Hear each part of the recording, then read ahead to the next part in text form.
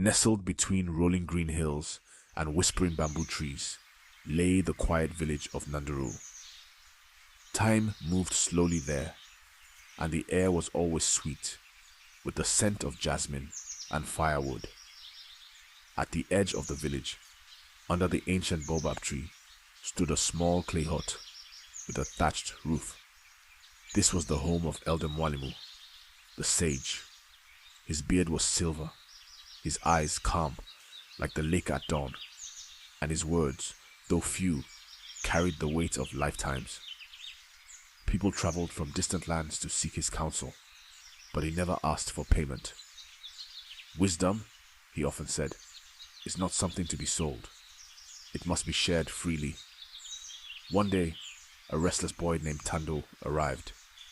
He was barely 15, but carried the impatience of a man twice his age. Elder Mwalimu, he said, bowing awkwardly, I've come to learn how to become strong and successful. I want to be great. The old sage nodded slowly.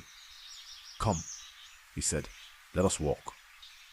Over the next few days, Mwalimu told Tando stories from his own youth, of times he had failed, times he had waited, and moments when the right path seemed hidden beneath pride and fear.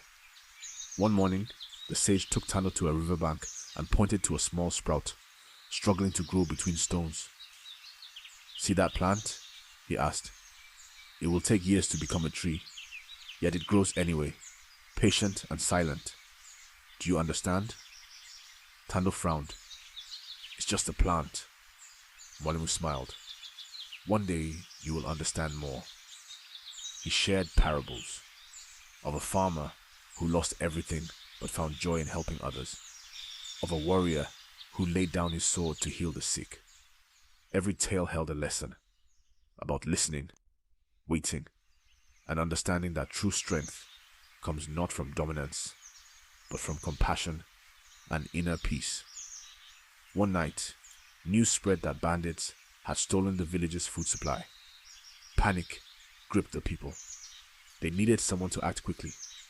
Tando, burning with a sense of justice, rallied some villagers and wanted to charge after the thieves. But Mwalimu stopped him. What will you do if they resist? Will you fight them? Kill them? Will that make you wise? Tando was torn. He remembered the sage's lessons, but felt the weight of the village's hunger and fear. That night he sat alone under the baobab tree. By morning, he had made a choice. Instead of violence, Tando led the villagers to a neighboring village and organized a trade.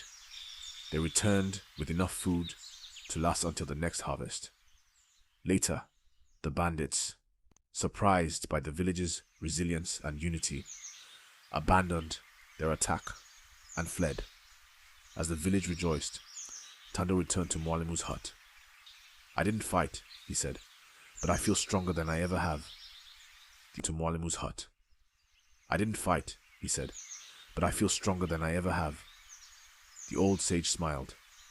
Now you see, young one, strength is not in your fists, it is in your choices. Tando bowed deeply. Thank you, elder.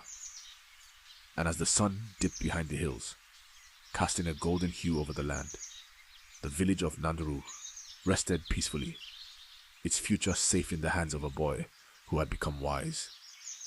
True wisdom lies not in power or haste,